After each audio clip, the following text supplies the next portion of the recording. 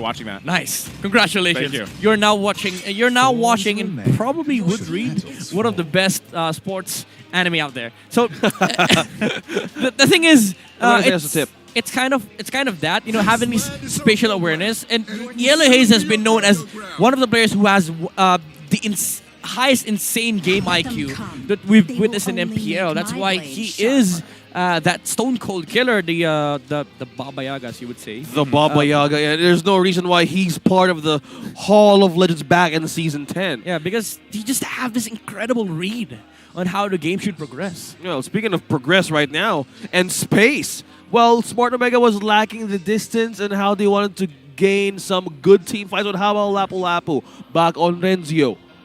The problem was the Arlet. Now they're sticking with Ruby for Nexplay Evos and a Benedetta? I'm not sure about the Ruby, honestly. I mean, yes, it's a hero that Brusco plays, but up against Faramis and Lapu Lapu, it could work versus Claude.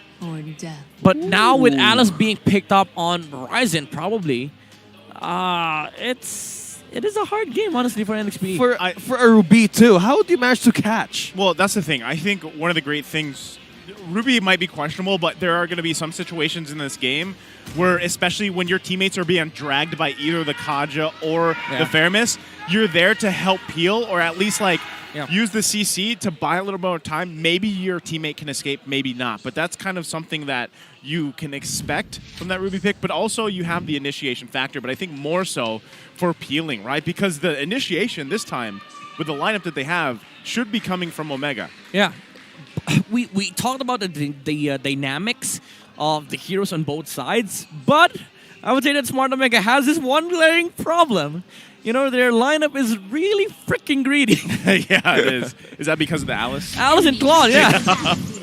I mean, Smart Omega has been known to really stress the amount of late game power that they have, but this is insanely greedy coming up from the barangay. Well, knowing them and being on the chase to get their playoff dreams alive, I say Omega is going all in. And now we're about to see a possibility to enter a third game. But right now, let's look on how Nexplay Evos would really work with this recipe. Because we were talking about how you nice to explain how the Ruby could be a good peel, a good ingredient. Well, let's see. Because there's a lot of ways. Either you deplete out resources or you make the pace of the game.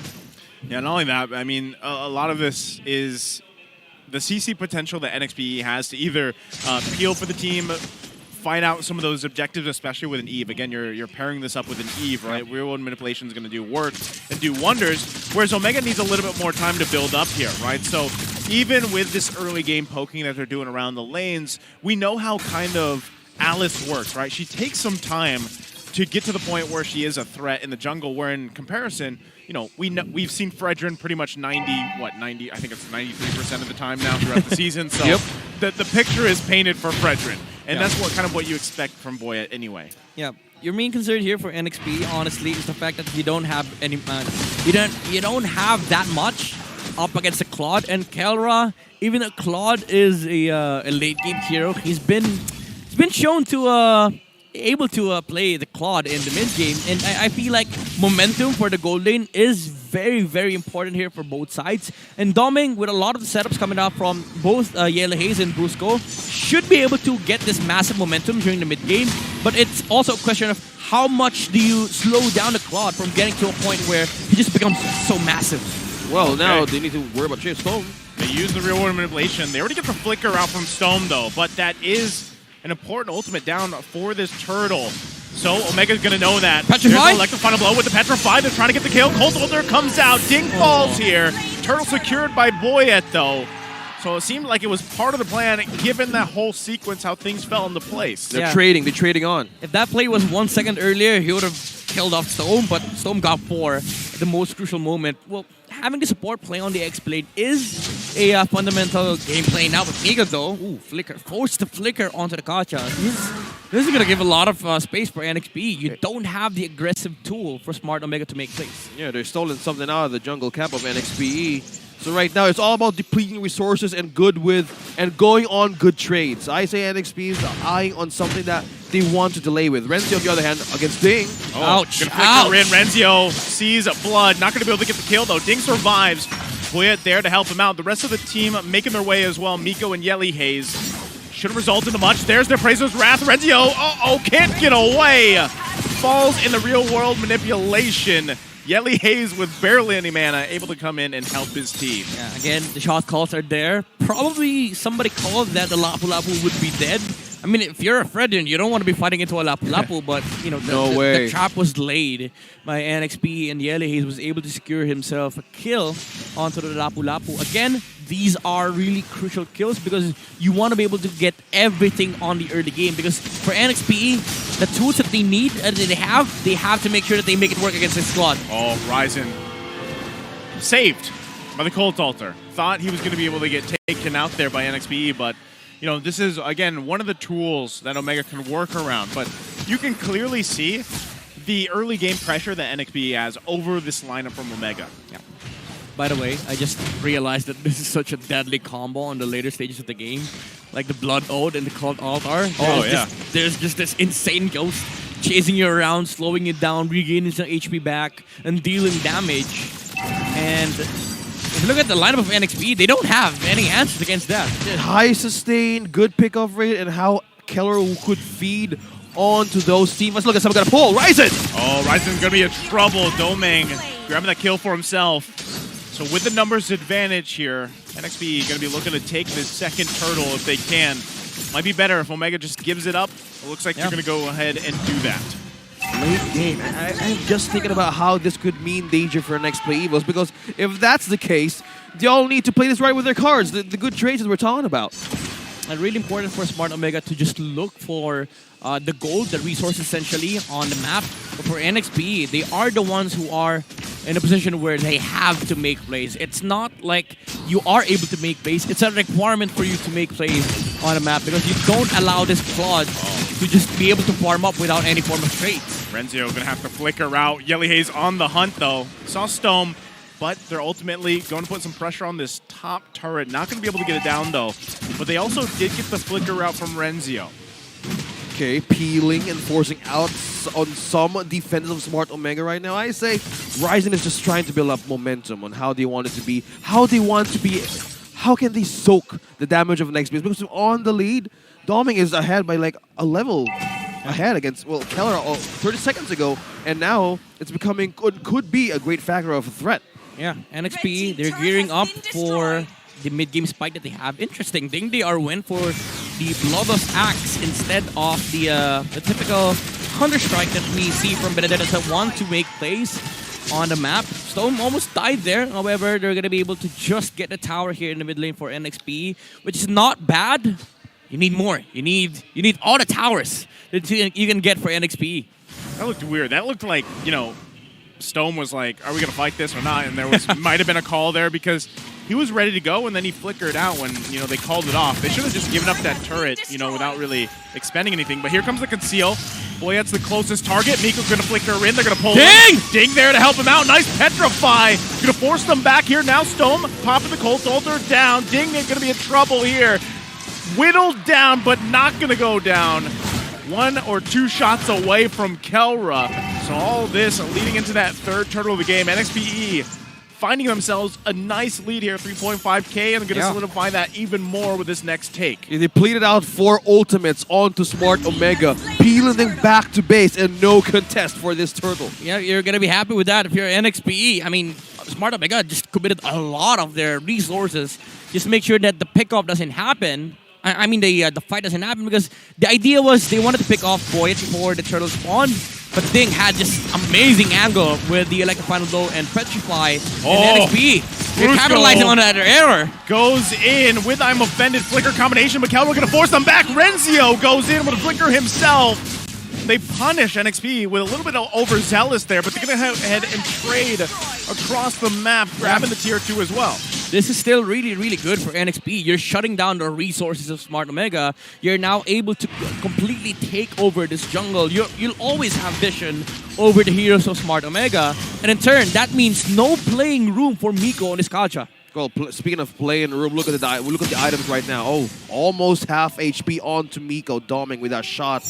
Now to go back here, look at the progress of Ryzen now. Clock of Destiny, and also for Claude not get a second item right away. I mean, he's there behind on damage, but if you want that full sustain that the two heroes that Smart Omega can do, you would need to activate yourself much more early and with the golden staff. Yeah, I mean, for Smart Omega, they're really in desperate mode to just get some, some form of gold or farm on the map. But NXPE, they're willing to throw bodies for Smart Omega to just completely, negate the resources. Oh, again, the pull comes in with the Divine Judgment. Brusco, the midst of it all, but there's the Cold Ulcer. Quite a bit of damage comes down. Yellyhae's still up here. They finally take him out.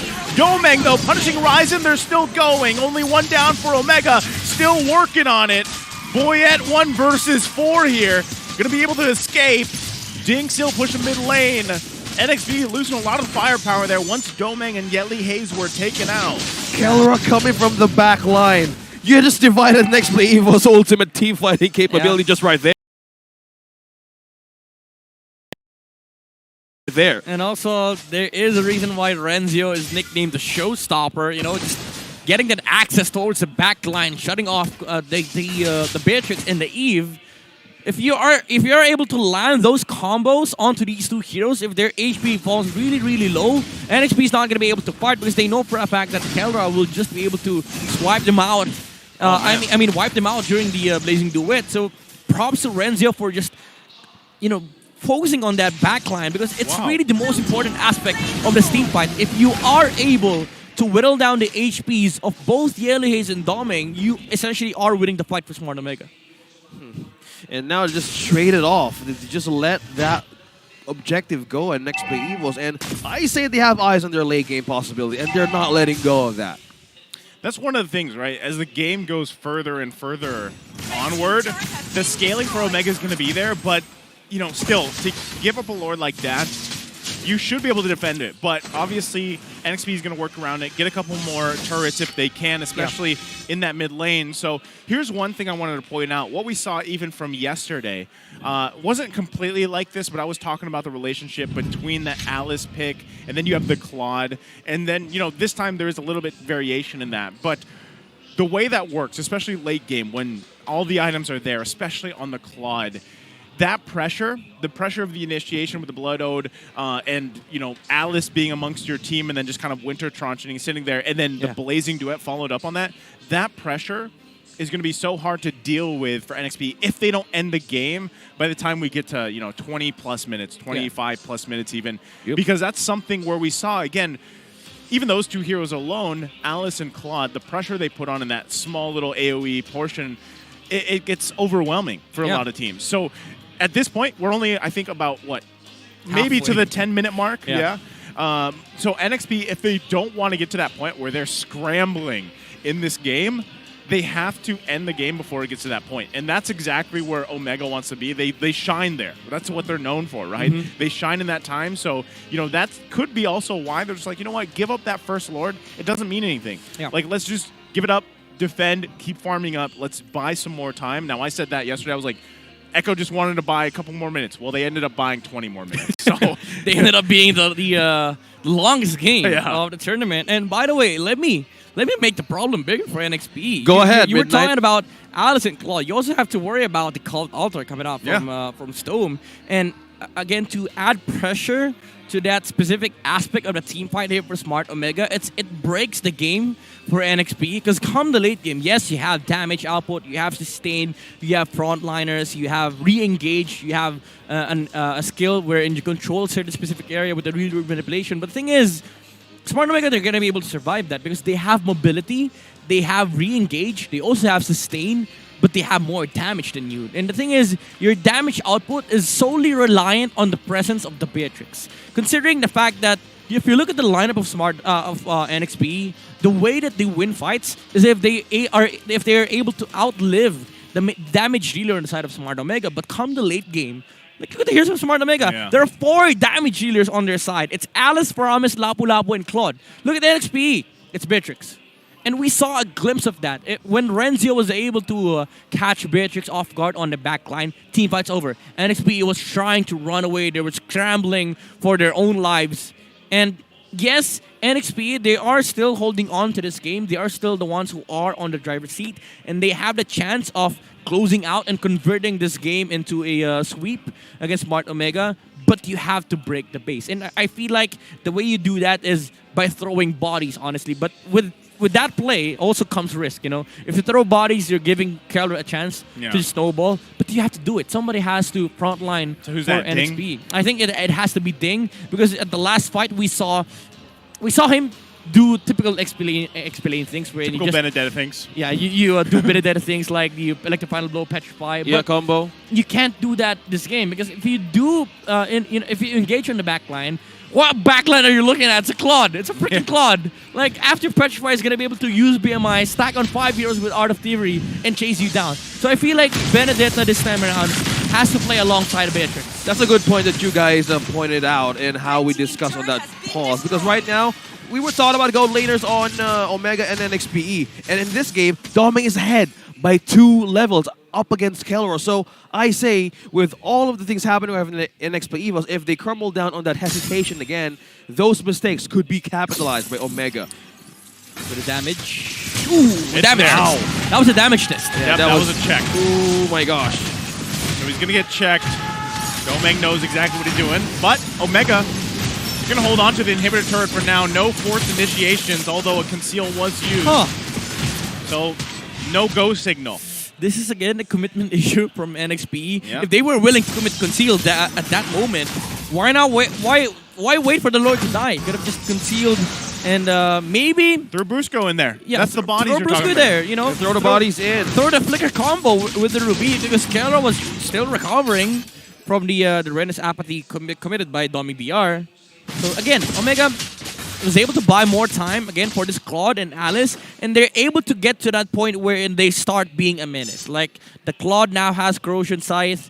Ryzen will likely go for concentrated energy at some point, or maybe even Rush Winter Truncheon, just to be able to outlive the damage output of NXP. Because, again, if you look at the way NXP fights, it's mostly engaging on both the Fredrin and Ruby, but Yeleis and Doming will always be sitting on the back line. They cannot risk putting themselves on the front line, because there is that fact of the Claude using Blazing Do It on them, and also Renzio showing up just to wipe out the key components as to how they win fights. Yeah, key components we're talking about, because commitment is concerned for NXPE to actually make that move. Because the longer we go to the ultra late game, that's where Omega's winning condition is. Look at this. They're grouping up while Kelroy is farming. Oh no.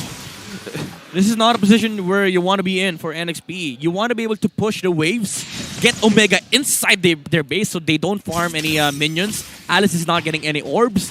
But right now, NXPE is playing for the Waiting Lord game. But Smart Omega has been able to farm for 2 minutes with both Alice and Claude. Yeah, big improvement on the progress of Smart Omega. And how are they able to keep this game going? It's just to buy time. Look at that, Ryzen initiating with a conceal and a hook. Yeah, they're going to force themselves in here. Ooh. Lord going to be about half health now. No. Omega knows they can't give this one up. They want to fight for it.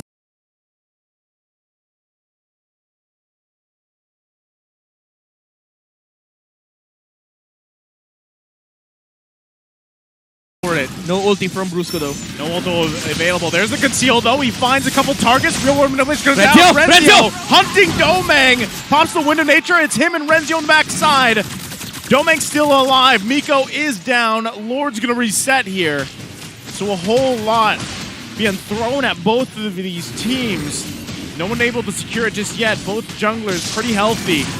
Kelra also picking up a Wind of Nature. That's going to be huge. He does have the Purify and Blazing Doing available too. Taking a shot right there. There's the Cult Altar. The pressure on the backside. Ouch. Boyette does secure the Lord though, but the team falling apart. Yeli Hayes is next. And now Omega, despite losing the Lord, they grab the kills. Yeah. Kelroy's awake. I mean, if you're playing for the late game, you don't care about the second Lord at all. If NXP is not able to capitalize on it, Doming is still out, Yellowhaze is still out, Brusco is still out. It's just going to be another form of farm for Smart Omega to get, and it is going to be on the hands of Renzio. His role in this game is, again, to just access the backline of NXP, and we saw that during the last team fight Doming was not able to participate at all for NXPE. And Renzio, he's a showstopper for a reason, because as we call it, how he even divided NXP was just amazing. He had target, he had eyes on Doming, and having that damage out against NXP was because we were talking about how this is their winning condition. Now we have 4 players being activated on the late game. Yeah. This is smart Omega's card right now to even play. Ooh, he showed up. Boom! I mean, Miko could have initiated there. Could have. I feel like, you know, what we're seeing is basically NXPE. They had a great lead at one point, but they're finding it really difficult to actually get those initiations in. And again, part of this is just the way the Mega is playing around their lineup, right? Yeah. I mean, a lot of conceals, a lot of force entries like this. Divine Judgment can come down. Yelly Haze. Oh, it's Haze. Winter Truncheon. There's the return. Domang hunting for his own kills. Gonna be forced back though. Ryzen now. It's Yelly Haze that is down now. Boyette still has that immortality. Kelra though, not able to get the kill on Brusco. Now on the hunt for Ding. She'll be able to get away even though he gets Stampede pulled there. They lose the tier 1, but Omega making another play, still hunting for Ding, gonna pull him again. Ding on the run. Electo final blow comes out, but how much time can he buy before he's finally caught?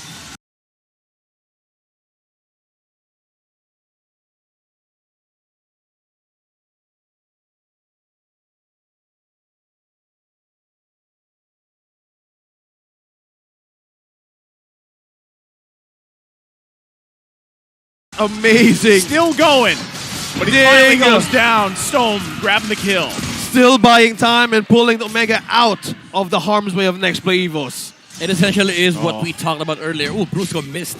Yeah, that's Did tough. I play Renzio? Ooh, the damage is real from Doming DR. But, however, Smart Omega is the one superior in terms of engaging, and we saw that earlier. Miko just jumping in blindly, not even counting heroes, by the way. He saw one, and he saw the right target. He saw Yellow Haze. And we were talking about it earlier as to how Smart Omega wants to initiate fights. It's mostly Miko using Divine Judgment on the Eve so that they don't have to really care about the reload manipulation, and if ever that happens, they have the Cult Altar to answer up against the Eve. So it is the way that Omega wants to initiate fights. Now for NXP, it's kind of awkward now because this is the Ruby problem that we were harping on earlier. Yeah. Like, how do you initiate against Smart Omega, against Cult Altar, against a Lapu Lapu, against an Alice that wants to be engaged on?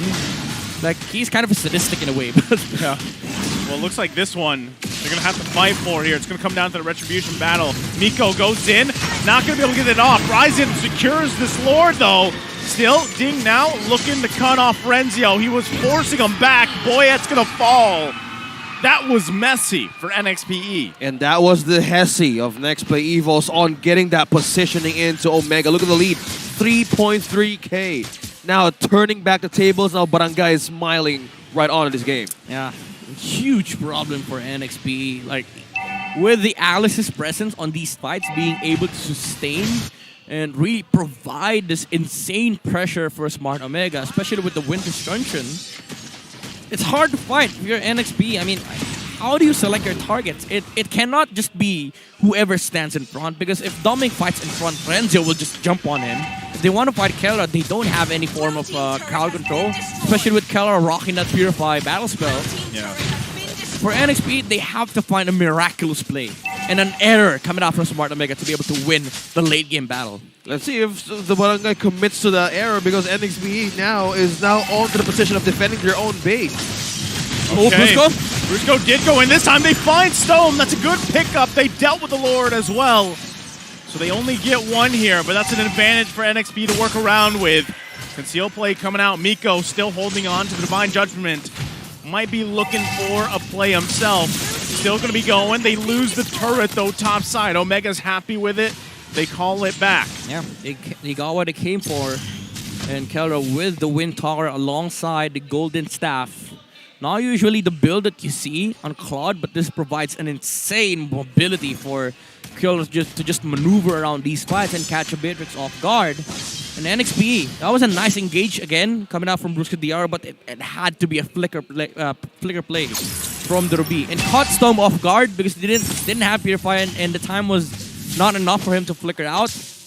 But, you know, being a Faramis, he respawns after 4 seconds. So. Well, now that Omega has their hands onto the damage output, with that, Nexplay was making the right calls on who to target.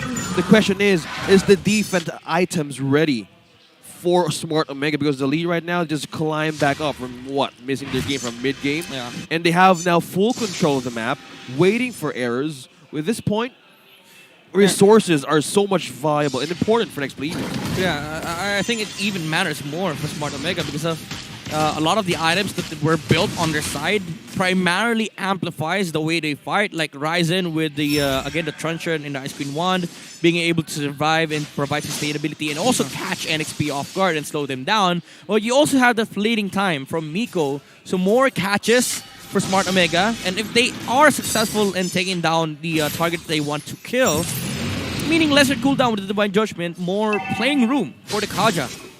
Yeah, and fleeting time is back now in this game. And this tells that Omega can utilize those phases that they want to use, because Nexplay Evos right now, they're building on defense and also damage, but in the right targets, they could make the right decision. Oh, It's look 10 at that. pixels short.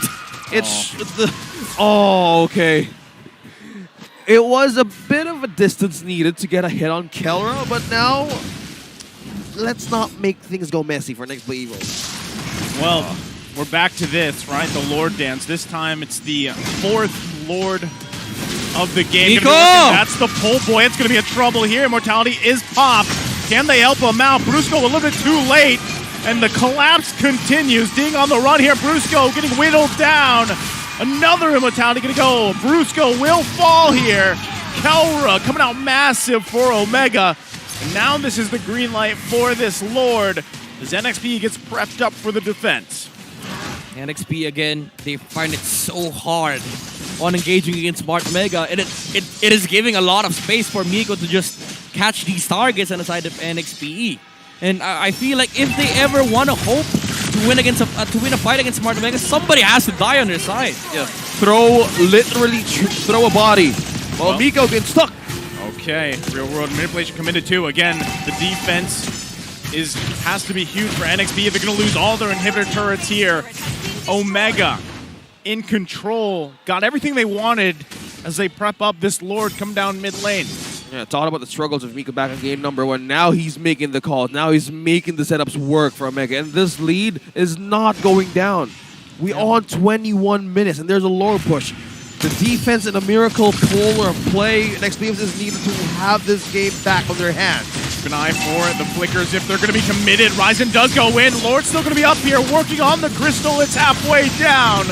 They finally get rid of it. Renzio, Immortality is going to be popped here. Not going to be able to get him just... Oh, ding! Ding! Does. Ding goes in. Another Immortality down. There's the Cold Altar as well. Oh, wow. Omega still alive. And they hold on to a couple Immortalities amidst it all. NXPE, though, with a successful defense. I mean, I've seen a lot, and I'm just going to say this. A lot of beautiful spells were casted at the right time. Especially with Ding. You know, that final, like the final blow, no pun intended. And with the Petrify, I was able to live on that skirmish. I was able to use Eye for an Eye, and he dodged, I think, 3 spells coming out from Smart Omega, and only Renzio died. Smart Omega, as much as they wanted to end with that Lord, they didn't have Kelra at that specific moment, so NXP found an opportunity to fight on the Smart Omega. Now, speaking of fighting, they're now pushing in onto the mid of Omega. If you're looking at how Boyati wanted to have a choice with the Queen's Wings, it only tells that he needed more damage reduction on the side of Smart Omega, because everyone hits, like, you can even feel every scorched power of Omega right now. Yeah, the problem here, too, is just the immortality advantage that Omega has, because they got so many of NXPs on cooldown, and that's why you see them just being so aggressive, still trying to pretty much dominate this side of the map for, you know, even though it's still about a minute away for that Lord to come up here. So by that next fight, we should see some more immortalities on NXP and how they juggle that around, because, again, even if that's the case, one of the hardest things they're having a time with here is all the angles that Omega is throwing at them, right? And that's typically what I was talking about, with the pressure with an Alice and a Claude combination. And in even the with late Stone, game. Yeah, even with Stone, late game, being able to pull people all whichever way. And there's the Winter Trenchant for Ryzen. He bought it twice now. He twice. sold, I think, the Immortality. So I guess he's eyeing for the grow as a player thing, wherein you use Truncheon, you sell it, you buy Immortality, and you basically get a lot of delay time on the skirmishes that NXPE wants to do. And again, it's kind of an awkward it's an awkward game already for NXPE because essentially there's no angle to find. You're basically waiting for an error come out from Omega, like the one that they just took over, wherein Smart Omega fought without a Claude, and the NXPE was able to capitalize. So I think they have to be really keen on these micro nuances that Omega commits. If ever the Claude is a distance away, they can look to fight with Nico. Oh, again, the flicker play. They was looking for the Divine Judgment from Miko. Not going to be able to get it. So now it comes down to a Retribution battle unless he decides to take Boyed. Brusco has an idea too. Ryzen's going to secure it. Electro Final Blow comes out, but it's just not enough firepower for the sustain of Omega. Renzio goes in, the showstopper here in the front side. There's the Blazing Duet forcing them back. Domeng, though, covering fire himself.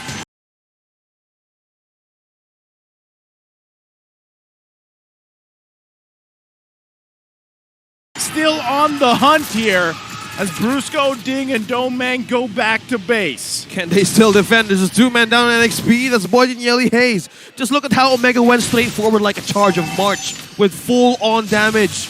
And they didn't even care who to target. They still have the Electro Final Blow coming out from Ding, but Nico. Oh, no. Yeah, Brusco. Immortality is there. Ding trying to buy some more time, trying to delay the wave coming in the mid lane. But it might not be enough. Ryzen, there's the Winter Truncheon, keeping Domeng at bay here. Immortality is going to be popped, but it's not enough. Omega takes game 2, taking us to game 3. Smart Omega again, proving that they are one of the best late game teams here. And with a greedy lineup, it is kind of poetic that we witness this type of victory, especially up against NXPE. And we're now heading towards game 3. Again, you have to go back to the fact that NXPE's commitment in this game was a little off, yeah, compared to game number 1, where they were just decisive with the plays. This time around, they were not as committed as to ending the game, and they were not able to find an angle and the opportunity to close it out against Smart Omega. Yeah, because